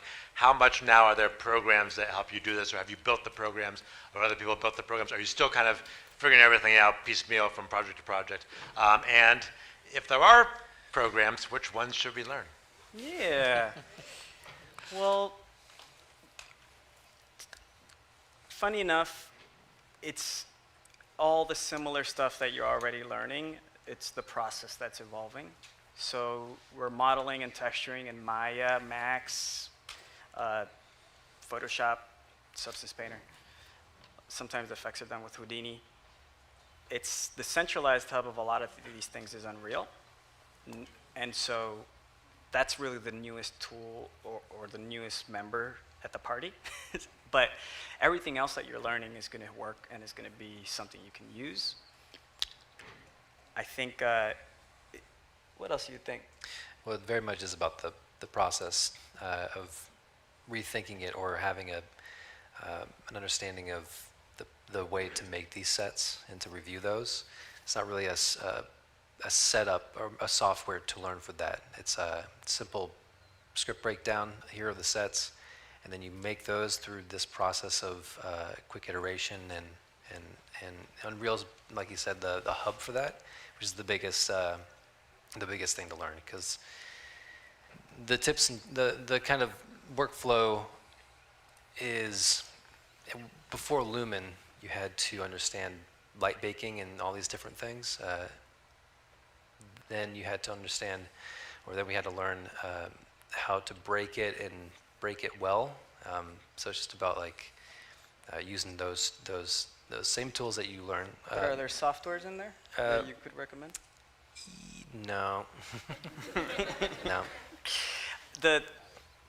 This process definitely gets more complex as you scale, right? And but when you're learning here, and if you're going to Gnomon, it's really about learning how to use Maya, learning your craft, learn how to model. Doesn't matter what you use. We're going to look at it, and if it looks good, you're welcome to the party. A lot of our tools are actually, if I was going to show you guys another slide here, like these are a suite of tools that are built to make what you're saying easier. Since we're building teams that are from games, from film, and from previs, or from game, tech, from VFX, lighting and environments, and from stories, previs. These three parties use slightly different software. You might have 3ds Max for Game Guy. Or if you're working with an art department, they're working with Rhino or with some of these softwares that are more like built for architectural design and more precision. The tools make it where you don't have to worry about that anymore. Like, we bring those teams, we can build those teams from different places, and then we have importers that does the rest of the work for you, right? Now, if you're an individual and you're not worrying about these things, you don't have to worry about the scale and about being able to gather hundreds of notes then you're all of a sudden someone that just needs to worry about your own craft. And what you use for your own craft, that's up to you, right? That's the beauty of the modern day. The craft, what I would recommend is just making sure that you are building something that is beautiful or something that's you, because the tools are pretty accessible and just the same stuff that's have been used for a long time. First of all, thank you for the presentation. It was amazing and awe-inspiring, and just, you guys are fantastic, so thank you for that. Thank you. My question is going to that final pixel that you had mentioned, right? So when you do stuff in virtual production and Unreal, it has to be performant. You have to make sure everything is there, that your processes, your Bromptons, everything can run it, and your frame rate won't tank. What do you do when you have apps like Houdini, right, where you can make a photorealistic ocean, clouds, city that's just beautiful in the final render, but would tank the performance in Unreal? What's the compromise for that, where you want to do a real-time shoot, but you still want to have all the beauty that you can get in offline, right? Is it like maybe something to do with USD and like you're payloading your way in? Is it sharing materials like Material X? Like, how do we go where we're not forgetting about the other apps that have been created and just like, Unreal, it's only Unreal, right? Like, we want to be able to bring in everything. It's a great question, by the way. Thank you. We want to be able to bring in everything so that the audience, in the end, they see the best that can be. Bringing everything isn't always what serves the story, right? And you wanting to show everything isn't the director's vision.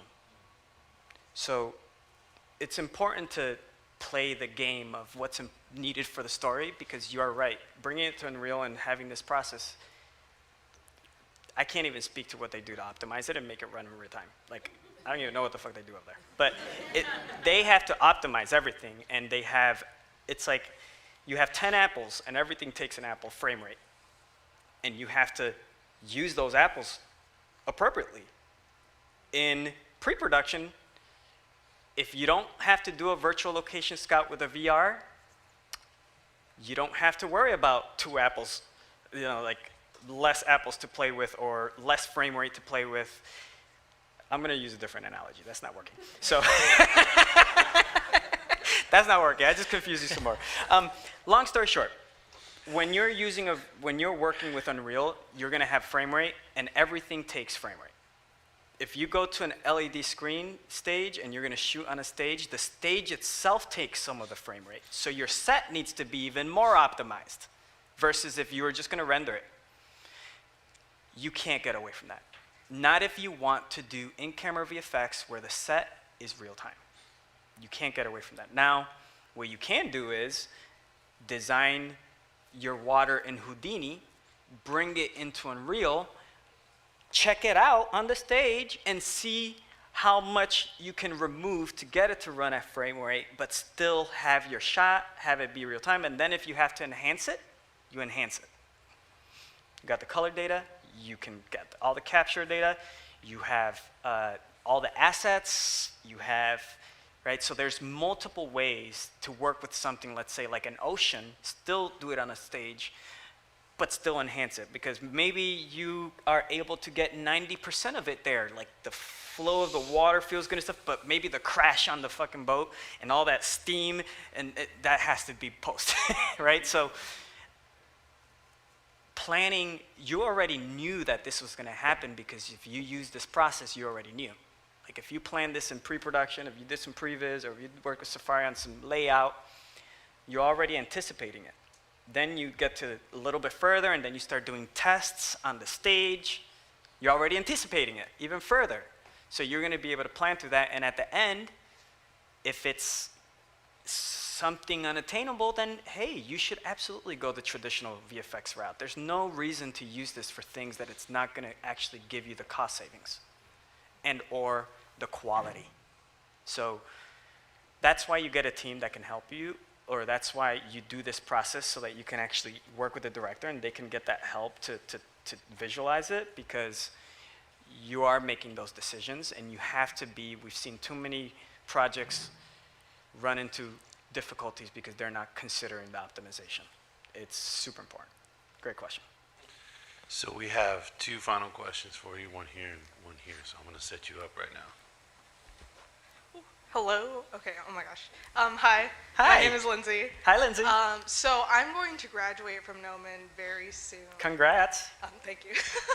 I'm sorry for like the very cliche question, but what advice would you give to someone who's going from, you know, being in school to finding a job in the industry, or like wanting to work? What do you do? So I do environments for games right now, but after your talk, Previs sounds pretty cool. Hey, Previs. Wow. I mean, I wish I'd gone to a school like this. When I went to school, there was one school in England that you could do a degree in animation. Every other school, you could do a degree in graphic design and specialize in animation, but there's only one school that me and James Baxter both went to do animation. But so I've never had that challenge that you've had.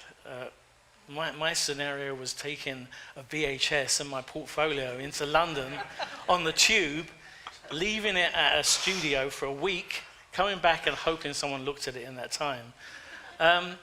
I think nowadays you guys have so much more tools in your belt, because you have, you know, you can send a link to somebody and an email, and they can look at your reel. You can get it out there. My suggestion to you would just be to post your stuff. I would generate stuff and post it online. Post it, because we look online and we see great stuff. I mean, who's that? You know, and you take an interest. That's mainly where we find out people, is we discover them. So you just want to advertise yourself, I would say. Does that answer your question in any way? The main thing is just to generate work, you know. Even if you've not got a job, you should be just, you know, doing it at home. If it's your passion, it just comes out. When I've not got a project to work on, I'm working on a project with Safari. It's just our project that we're working on, because we just love doing this stuff. Just generate work, and you'll get discovered, I think.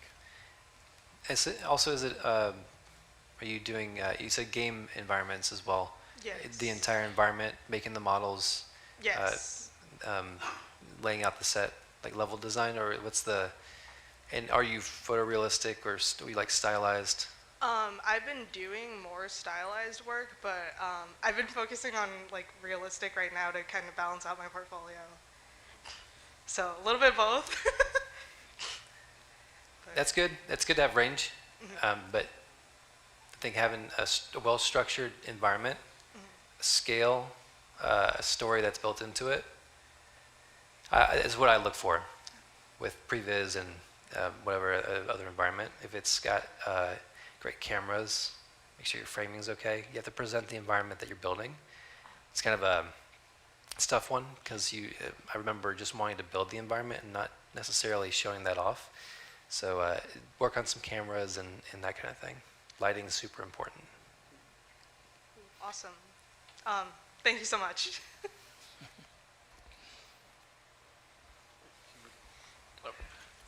It's funny. Hi, my name's Josh. Hi, Josh.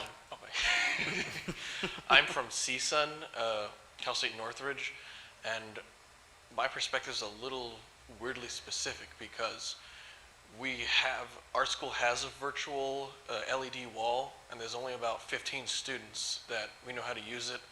There's no faculty support. No one knows how to use it. And we're trying to make as many short films as we can to convince them that this is worth their time.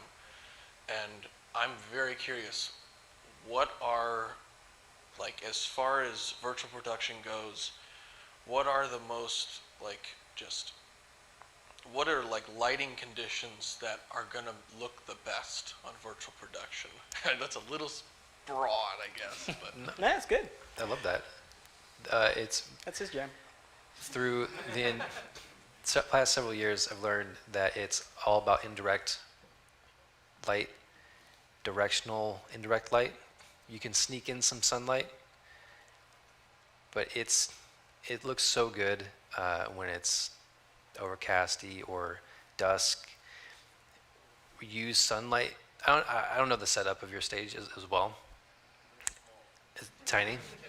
Could fit in this place, yeah. What's small? Could you describe it? 20 Like- feet? 20 by 9 feet tall. Okay. Curved or flat? Slight curve. Okay. Ceiling? No ceiling. And you can't get, wide shots are impossible. You can't get too far back. And the pixel density is big enough where you can't get it in focus, has to be very shallow. We know every way that it doesn't work. Yeah. More valuable. More valuable. It's definitely a tough little setup, but do you put backgrounds with a lot of detail, like skies with cloud detail or hot spots? For the most part, what's worked out the best is mostly urban settings. There's something up with, I'm just shouting. So far, what's been the most successful is extreme high contrast, low lighting, mostly key lights that we can match with the actors. Whenever we do skies, we can't do midday. We have not been able to do midday, like you guys were saying. Dusk, dawn, nighttime, those are easy. And especially, what we can't do at all is water, because the bokeh keeps breaking. The frustrum just makes it impossible. So a couple things here to help guide you through why it is that maybe you're having some of these complexities. The stage is not good at lighting at all, unless you have a 360 or a 180 or enough screen to light.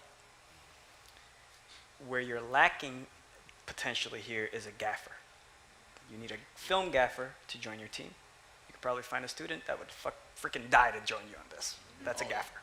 And so the exercise that I think you want to practice with your gaffer is how to get the additional lighting that is outside of the frame to match the lighting that's on the screen. And so if you have a sky The reason why dusk works so well is because you don't have to worry about the light that's coming up here, right? That's why the high contrast works. But if you want to have a daytime, you need to consider that there's a roof that needs lighting, like it's a sky, you need lighting up here, you need lighting up here, you need lighting back here. So you want to consider all of that. If you plan your scene in Unreal, you choose your sky, you see where your screen is, you're going to see what color you need for all of the rest around you. Start there. Try to match the colors with your gaffer and see if it works. And start there. Thank you.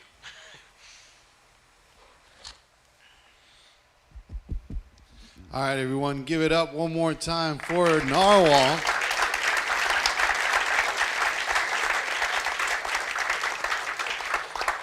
So Felix, thank you so much. If people want to stay up to date with what y'all are doing, I see it on the screen there, but what I don't see is any social handles. Do y'all? Find us on LinkedIn. There you go.